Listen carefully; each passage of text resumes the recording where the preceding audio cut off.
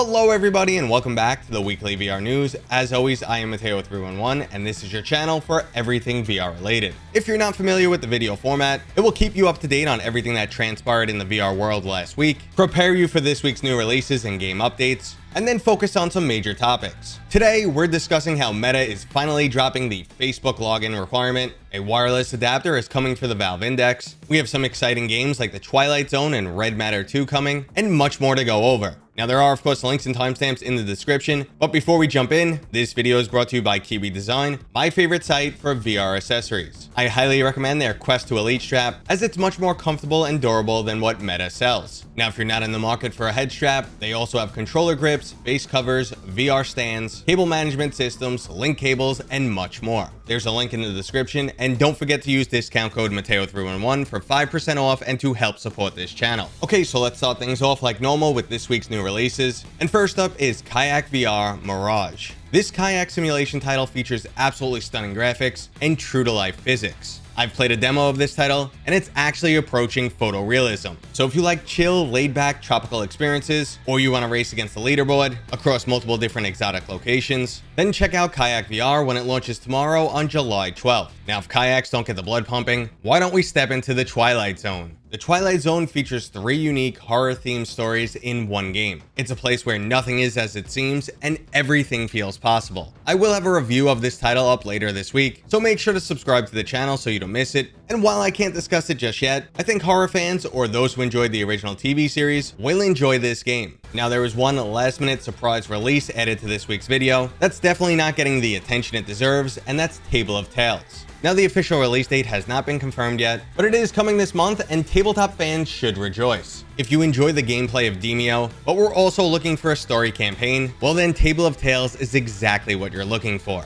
It truly feels like you're sitting down at a table with your own personal DM. The attention to detail in items like how the table comes alive really stand out, and I'm happy to see that this title is now getting ported to the Quest 2. And since I mentioned Demeo, we have to talk about the new doubles mode. Demeo is an absolutely fantastic 4-person tabletop RPG, but sometimes it's hard to get 4 people together. So now you can finally play with 2 people, each controlling 2 characters. There was also a handful of bug fixes and other game improvements. In other good news, we also got the release date for Red Matter 2, the sequel to the original story-driven puzzle title. Red Matter is known for having excellent graphics and a captivating storyline, and it looks like Red Matter 2 plans to push everything further. They're continuing that crazy storyline, upping the graphics, and even adding some combat. And now we only have to wait a month until August 18th to see how good this game really is. Now, a title that we already know is great is getting yet another DLC, and that's The Labyrinth for Walkabout Mini Golf coming on July 28th. Walkabout Mini Golf is a highly addictive mini golf simulator with extravagant courses and true-to-life physics in a game that just keeps getting bigger and bigger. In association with the Jim Henson Company, we're getting 18 new courses and labyrinth-themed avatar customization.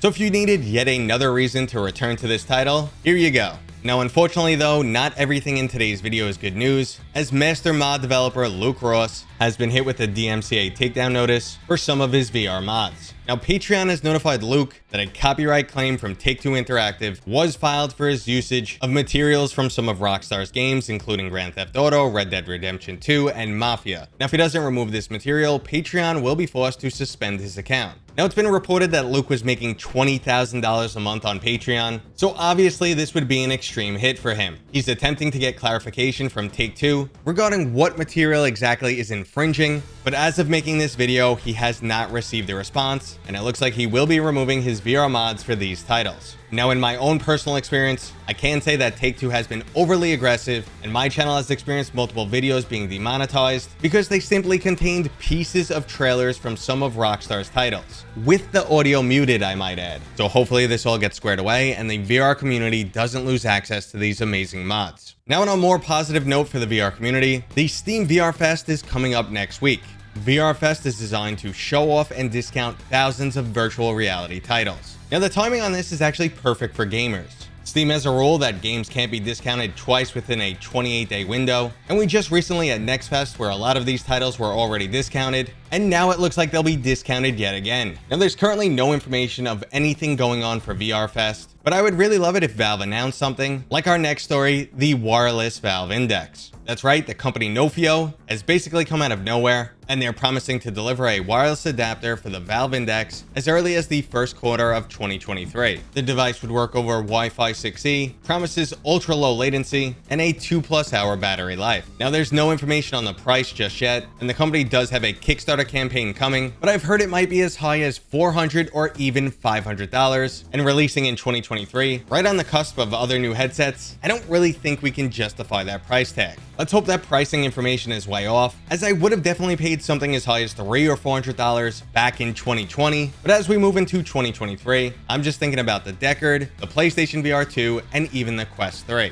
And on that note, it looks like we're getting a Quest 2 Pro, or at least that's what Meta has decided to name Project Cambria. If you're not familiar with Project Cambria, it is their upcoming headset that focuses on camera-based pass-through AR. Now this headset will most likely be around $1,200, is not designed for gaming or consumers, and is targeted mainly at developers and prosumers. So with that information, I think this naming convention is all wrong. Starting with Meta Quest in the title, and then adding Pro, makes it sound like an upgraded version of their gaming device, rather than enterprise targeted hardware. Now the speculation came from data mining, which found references to a Meta Quest Pro, but I've also been told from some insiders that they haven't heard anyone internally refer to Project Cambria as the Meta Quest Pro. Well, the wait shouldn't be much longer before we find out, just like the wait on the Facebook login requirement. That's right, Meta is finally dropping Facebook logins for their Quest hardware. Now, if you're wondering why this story is such a big deal, there is a lot of history here. Now, when Facebook acquired Oculus back in 2014, Palmer Luckey, the founder of Oculus, stated you would never need a Facebook account to use your VR device. Now, either he didn't have the authority to make that statement, or someone misled him. Either way, Oculus quickly did a 180. Now, requiring a login for a device is standard procedure, but the main issue here was this was a forced social media account on a platform that many people had an issue with. Now, data collection is an integral part of Meta's financial strategy. They want to tie your real-life identity to as many data points as possible. This information is extremely valuable, and the amount of information they can gather begins to exponentially explode when we start utilizing VR headsets, especially when eye tracking becomes commonplace. So many people doubted that Meta would ever drop the Facebook requirement. But the day has come, so starting next month in August, the Facebook login requirement will be no more. But the question is, does this actually matter?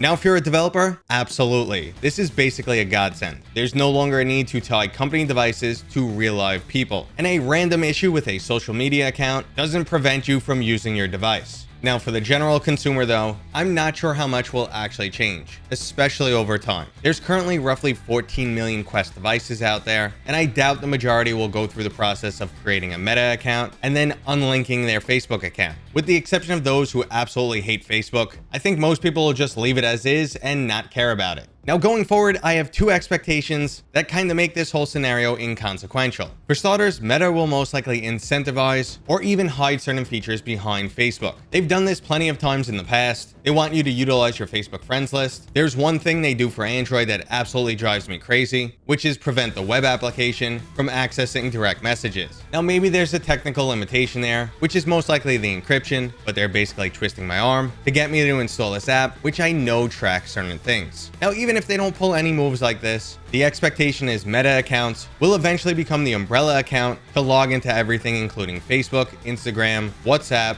and any other products they own. So in a way, it'll be like you have a Facebook account anyway, as they merge all of these products under one account. Ultimately, the business model of Meta has not changed. They rely on our data, and I doubt they're going to stop collecting it anytime soon. Now, eventually, they will be making a lot more money through the sale of digital products in the metaverse and more targeted ads, but data collection still remains at the heart of their business. Now, I'm not saying this as Meta hate. The company is currently selling hardware at a loss in order to grow a whole new division of technology. They can't do that indefinitely. They do need to make money somewhere, and if the expectation is dropping the Facebook account totally changes their business model, well then that's just naive. So ultimately, I don't think too much will change for the general user, but once again, this is really nice for developers. Now again, I don't hope this gets interpreted as Meta hate. This just is what it is. But if you did end up enjoying this video, please go ahead and give it a thumbs up. If you're new here, consider subscribing. And as always, I'll see you guys on next time.